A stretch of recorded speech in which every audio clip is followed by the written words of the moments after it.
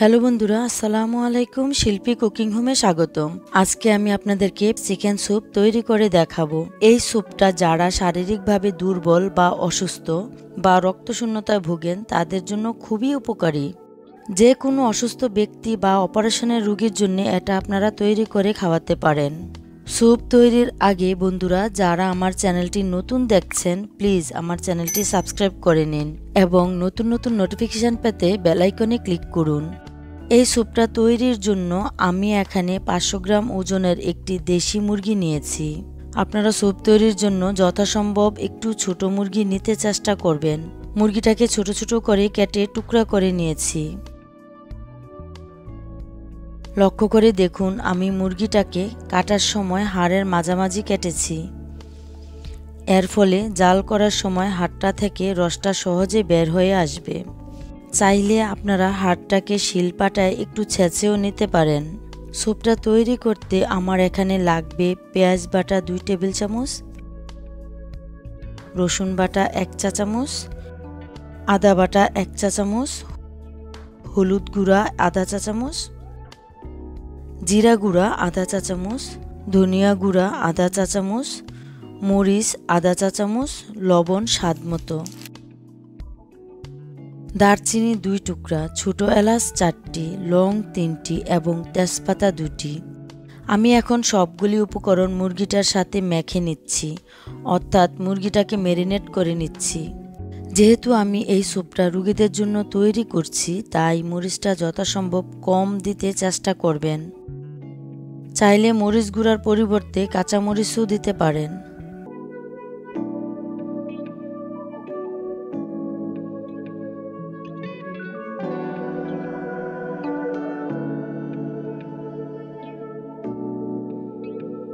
মুরগিটা ম্যারিনেট হয়ে গেলে এখন চুলায় চলে আসলাম। চুলার আঁচটা মিডিয়াম আঁচে রেখে আমি রান্নাটা করব। চুলায় পাতিল বসিয়ে পাতিলটা গরম হয়ে গেলে তাতে দিয়ে দিলাম 1/4 কাপ তৈল। তৈলটা গরম হয়ে গেলে দিয়ে দিলাম একটি বড় সাইজের পেঁয়াজ কুচি। পেঁয়াজটা আমি পুরোপুরি ভাজি করব না, হালকা একটু ভেজে নিচ্ছি।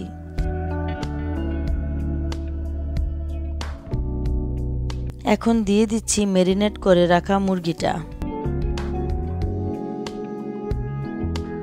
মুরগিটা একটু ঘন ঘন নেড়ে ভেজে নিচ্ছি, অর্থাৎ মুরগিটাকে আমি কষিয়ে নিচ্ছি। ঘন ঘন নাড়ার উপর না রাখলে মুরগিটা কিন্তু পড়ে যেতে পারে। বেশি শুকনা শুকনা লাগলে সামান্য পানি দিয়ে মুরগিটাকে কষাতে পারেন। মুরগিটা কষানো হয়ে গেছে।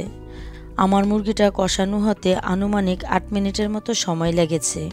এখন আমি দিয়ে দিচ্ছি আগে থেকে সিদ্ধ করে রাখা 1 লিটার গরম পানি। নেড়ে চেড়ে মুরগিটাকে জাল করে মুরগির ঝোলটাকে আমি 4 ভাগের 3 ভাগ কমিয়ে ফেলবো। অর্থাৎ মুরগির ঝোলটা 4 ভাগের 1 ভাগ পরিমাণ থাকবে। ফ্লেভারের জন্য 2টি কাঁচামরিচ দিয়ে দিলাম। এখন ঢাকনা দিয়ে জাল করব। দেখুন বন্ধুরা, মুরগির ঝোলটা কমে গেছে। আমি যেরকম চাচ্ছি সেই পরিমাণ কমে ঘন হয়ে গেছে, অর্থাৎ আমার স্যুপটা রেডি হয়ে গেছে। এখন চুলা বন্ধ করে স্যুপটা উঠিয়ে নিচ্ছি। এভাবে চামচ দিয়ে স্যুপটা উঠিয়ে আলাদা করে নিচ্ছি। এই মুরগির মাংসটা আমি আলাদা রেখে দিচ্ছি। এটা দিয়ে আমি অন্য আইটেম করব। দেখুন বন্ধুরা, তৈরি হয়ে গেল আমার মজাদার হেলদি স্যুপ।